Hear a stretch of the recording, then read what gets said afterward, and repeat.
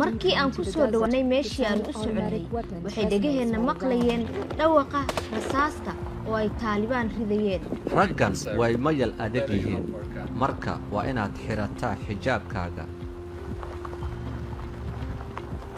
waxaan soo gaarnay bar control oo Taliban ay joogaan waxayna nagu amreen inaan gaariga ka soo degno iyaga oo na weydiiyay waxaan nahay iyo ujeedkaan halkan u nimid. isla goobta ayaan kula kulannay Mullah Majid oo ah hogaamiye sare oo ka tirsan Taliban.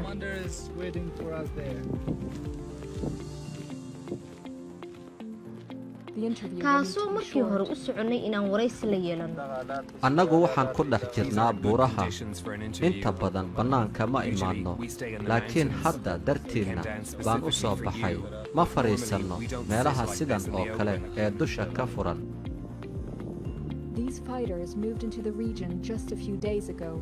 dagaalyahanada Taliban dhawaana iyo halkan qabsadeen waxaana ay awoodooda ku fidinayaan gobollo badan oo Afghanistan ka tirsan.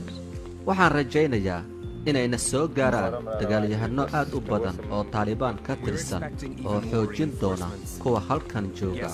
waxaan isku wareejinnay dhammaan gobolka Hiraad. waxaan sugaynaa amarka amiiradeenna inaan weerar ku qaadno gobolkan. markaan qabsanno magaalooyinka waxaan marka ugu horraysa burburinaa iskuullada ay dawladdu dhistay. macallimiinta ayaan kala erinaa kadibna carruurta ayaan waxaan barnaa manhajka Taliban ay soo saartay si aan u tababarno dagaalyahanada mustaqbalka ururka Taliban u dagaalami doona. markii uu waraysigu dhammaaday waxay Taliban noo ogolaadeen inaan muuqaalo ka soo duubanno xaafadaha ay maamulaan waxaana ujeedku u ahaa inay na tusaan nidaamkooda iyo sida ay u shaqeeyaan. u soco sii wado shaqadaada iyo duubista laakiin haddii aan aragno gaari ay dawladdu leedahay waan weerari doonnaa. intaan ka badan kulama sii hadli karo. diyaarado dronis ah baa hawadeenna duulaya. halkan ma sii joogi karo waa inaan si degdega uga baxaa. guud ahaan Afghanistan meel kasta waxaa ka socda dagaal u dhaxeeya ciidanka dawladda iyo Taliban oo dawladdii ay lahayd uu Mareykanku ku soo duulay 2001 waxayna kooxda xagjirka ah bilowday inay isfidiso markii ay NATO iyo Mareykanka sheegeen inay dalka Afghanistan kala baxaan ciidamadooda sanadkan. Taliban waxay gacanta ku hayaan dhul ballaaran oo qaarkiis ay dhawaan qabsadeen waxayna ka saareen ciidamada dawladda oo dib u gurasho sameynaya taasoo khatar gelin karta inay Taliban dalka oo dhan kala wareegto. Mareykanku waxa uu ku bixiyay ammaanka Afghanistan $2 bilyan oo welina xasilooni kama jirto oo waxa dhacaya qaraxyo iyo weerar joogto ah. muwaadiniinta ku nool magaalada Hiraad waxay ku nool yihiin xaalad cabsi ah maadaama Taliban ay ku soo dhawaanayaan waxaana halkan ka jira nolol wanaagsan. timajara baa shaqeynaya hoteeladana waxaa lagu dhigayaa aroosyo carruurtuna waxay ku ciyaarayaan banaanka. Taliban waxay Mareykanka la gashay heshiis inay hubka dhigaan oo ay ku biiraan hanaanka geedi socodka nabadda iyo dhisidda dalka Afghanistan. waxaan soo gaarnay gobolka Wardag annaga oo 2 saacadood u soo soconay safar dhanka dhulka ah. mar labaad waxaan ku sii jeednaa dhul ay Taliban maamusho waxaana loo soo diray dagaalyahanno ilaalinaysa laakiin xaqiiqdu taas ma ahan. annaga ayay ishu nagu hayeen intii aan wax duubaynay aan wadada soo soconnay. xaafadanna waxaan kula kulannay Najiib Bulle oo ah hogaamiye sare oo ka tirsan Taliban. wuxuu noo ogolaaday inuu nagu casuumo gurigiisa waana talaabo dhif iyo naadir ah oo hogaamiyaasha isaga oo kale ay u sameeyaan wariyaasha ajnabiga ah. 20 sano oo ciidamada ajnabiga dalka ka dagaalamayeen waxay abuurtay in shacabka ay ka aamin baxaan dadka reer galbeedka ah. tani waa Zainab oo 10 jira waxaa dhalay hogaamiyaha Taliban. gurigooda kuma jirto tubo biyo taas beddelkeeda waxay samaysteen ceelal biyaha ay ka cabaan. xaafadan Taliban ayaa la wareegay 12 sano ka hor. subaxii markaa soo tooso ceelka ayaa biyo ka soo shubaa guriga howshiisa ayaan qabtaa kadib waxaan aadaa iskuulka oo aan wax ka soo barto.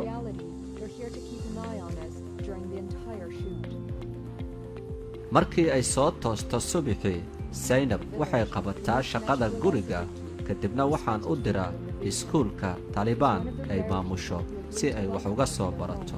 Zaynab iyo gabdhaha kale waxay dhigtaan iskuul Taliban maamusho oo maadooyinka diiniga ah lagu baro iyadoo tafsiirka Qur'aanka ardayda loogu fasiro luqadda Pashtunka oo looga hadlo gobolka Wardaag iyo gobolada kale ee dalka. Qur'aanka Kariimka waxaa ku jira erayo badan oo lagu qeexo micnaha Allah. Waa eray aad u awood badan. meel kastoo aad ku sugan tahay waa inaad alla xustaa haddii gurigaaga aad joogtid iyo haddii aad waddada maraysaba. Kariima waxay sheegtay inay carruurta ay wax la barataa yihiin gabdho aad u dagaal badan, waxayna dalbanaysaa in loo dhiso madaraso weyn oo arday badan wax lagu bari karo. Maalin kasta muddo 4 saacadood ayaa lagu jiraa xiisadda barashada Qur'aanka Kariimka. waxaa dhamaatay xiisadii Qur'aanka Kariimka. hadda waxaa ardayda u soo galaya macalinka xisaabta.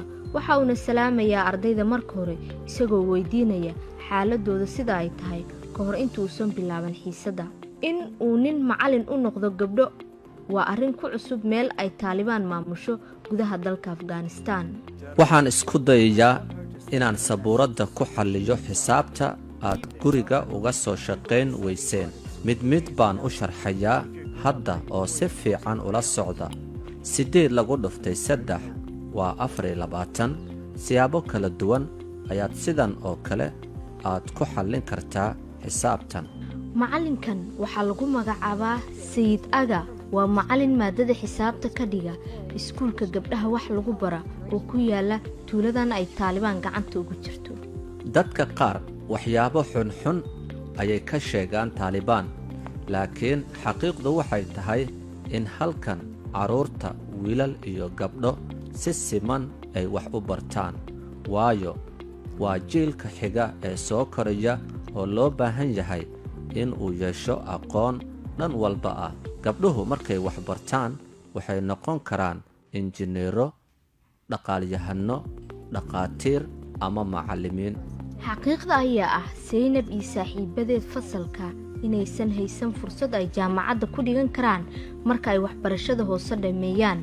80% dumarka Afghanistan waa kuwo aan wax baran.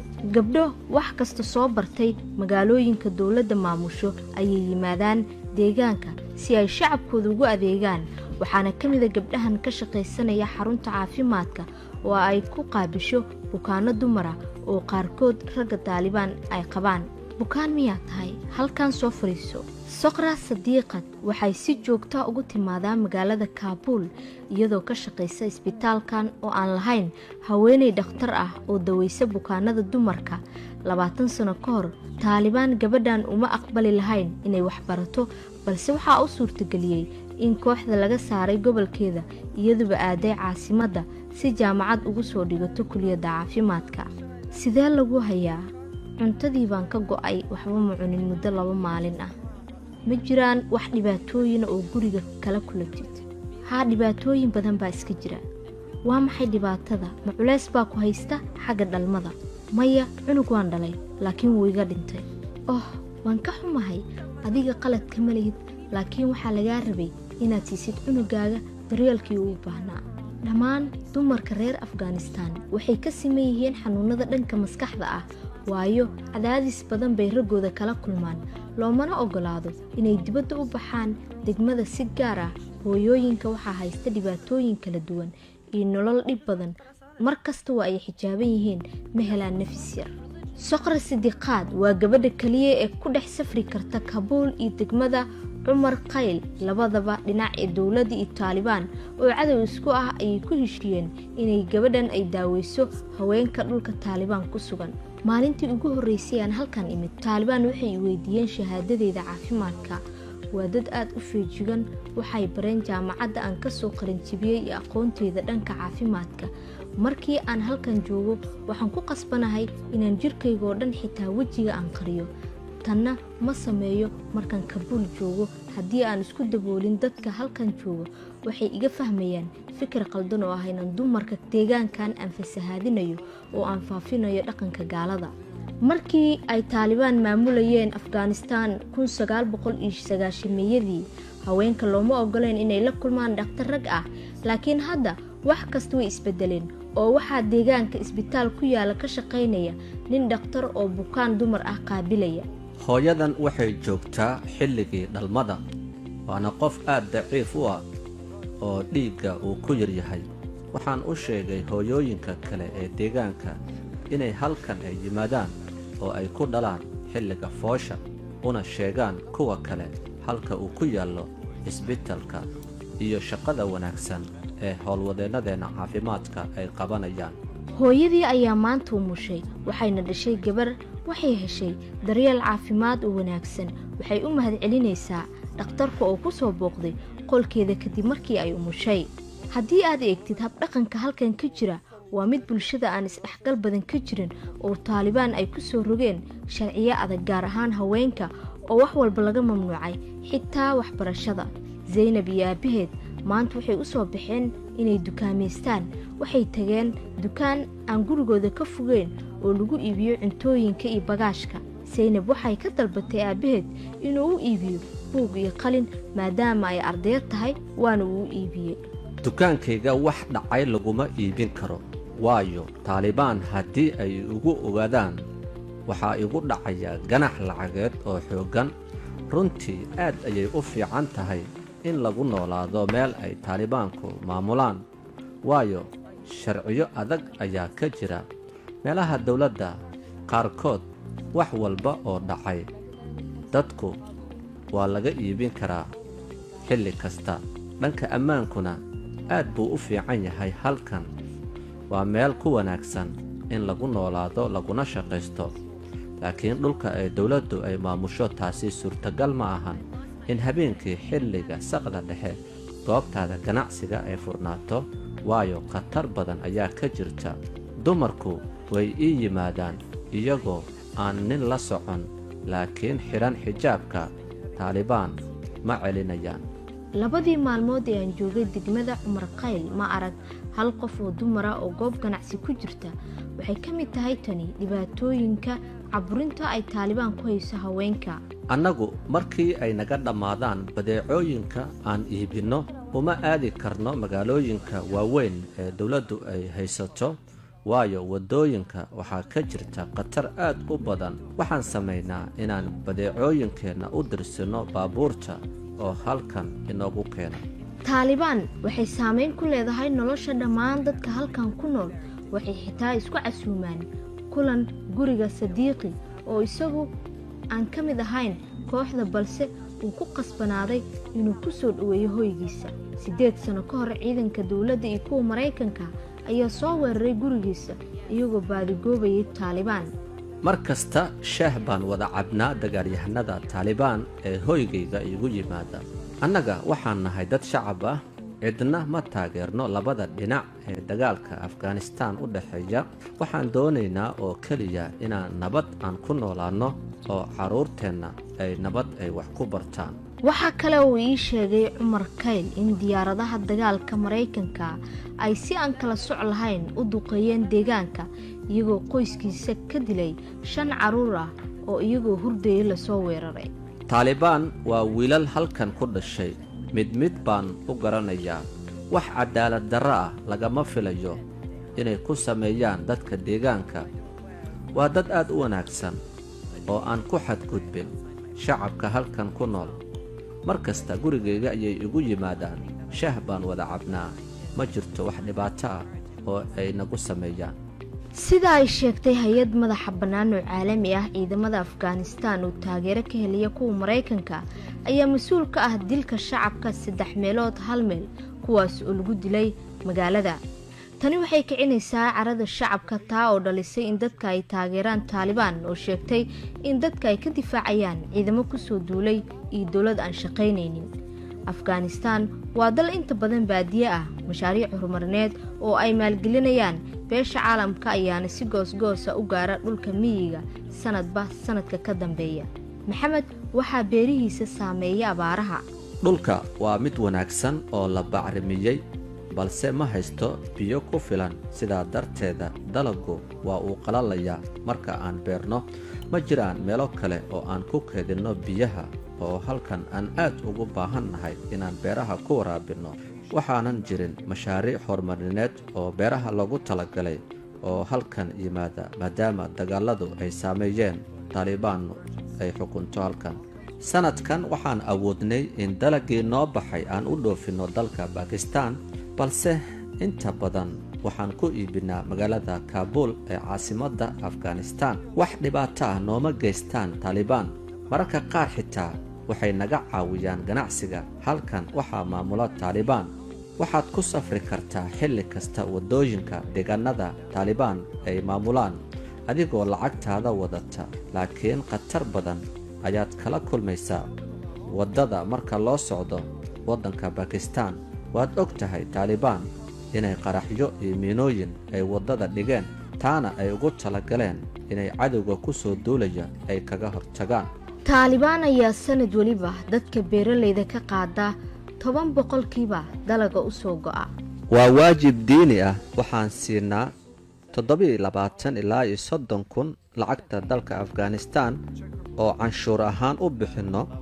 hadba waxay ku xidhan tahay dalaga noo baxa iyo ganacsiga sida uu yahay haddii uu kordho way kordhaysaa lacagta canshuurta ee aan siinno taalibaan haddii uu suuqa hoos u dhacana waxaa yaraanaysa canshuurta 30,000 oo reer afghanistaan ah oo beeraley ayaa sanadkiiba taalibaan canshuur ahaan u siiyaan lacag lagu qiyaasay 300 oo euro taas oo ah lacag aad u badan marka loo fiiriyo dal dadkiisa qayb ka mid ay ku nool yihiin saboolnimo waxaa lagu go'aamiyaa lacagta canshuurta halkan masaajidka bannaankiisa waxaana sidoo kale taalibaan ay soo saareen amaro lagu mamnuucayo waxyaabaha maanka dooriya iyo dhaqamada xunxun ee islaamka ka soo horjeeda haweenkana looma ogola inay galaan masaajidka inkastoo aan ku jirno dagaal haddana tulooyinka aan maamulno waxaan ka hirgelinay mashaariic badan oo horumarineed waxaan dhisnay iskuullo barnaamijyo beeraha lagu horumarinayo iyo goobo lagu kaydiyo dalagga beeraha weli waxaa jirta sabab aan u dagaalanno marka uu dhammaado dagaalka waxaan horumarin doonnaa waddankan dan walba marka ay baareen lacagaha golaha cadaaladda waxay kormeerayaan bannaanka meelaha ay maamulaan taalibaan waxay saameeyaan maxkamado maxalli ah oo go'aano ka gaari kara kiisaska dhaca nidaamka cadaaladda afghanistaan waxaa la sheegay in musuqmaasuq badan uu ka jiro xitaa dad badan oo ku nool deegaanada ay maamusho dowladda waxay doontaan cadaaladda maxkamadaha taalibaan aaway feelasha qof ha ii keeno maanta waxaa la maxkamadaynayaa 3 dagaalyahan oo lagu eedeeyey inay si qaldan u adeegsadeen hubkooda maxaa cirka ugu rideen rasaasta anigu ma ogayn taasi inay mamnuuc ka tahay halkan codkaada kor u qaad rasaasta waad riday maxay tahay sababta ma dabaaldegaysay haa waan dabaaldegayay waxaan xilligaasii joogay goob aroos ka dhacay soo kama warqabtid inaad jebisay xeerka halkan u yaalla ee taalibaan maya anigu waan ku cusbahay halkan mana la ii sheegin amaradaasi annaga waxaan warqado u qaybinay dhammaan odayaasha xaafadaha oo aan ku wargelinay xeerarkeenna iyo sharciga u yaalla taalibaan sidaas darteed waxaa laidinku xukumay in aad hubka dhigtaan maxaa yeelay in xabad micno darro loo rido waa ka mamnuuc deegaanada taalibaan sababtoo ah dadka ayaad cabsi geliseen ma qiraysaan inaad jebiseen sharciga haa waan qiraynaa inaan dembigaasii galnay midka saddexaad kaalay horteeda imaaw ninka saddexaad waxa uu ku eedeysan yahay in qarashaad badan uu ku bixiyey xafladda meherka wiilkiisa waana dembi xukun lagu mutaysan karo sida uu dhigayo xeerka taalibaan adiga magacaa magacaygu waa xaaji bashamiir ma og tahay sababta ay kuugu yartay maxkamadda wiilkayga waa dagaalyahan ka tirsan taalibaan waxaan u dabaaldegayay xafladda meherkiisa haa laakiin wiilkaaga ayaa taalibaan ah adiga ma aha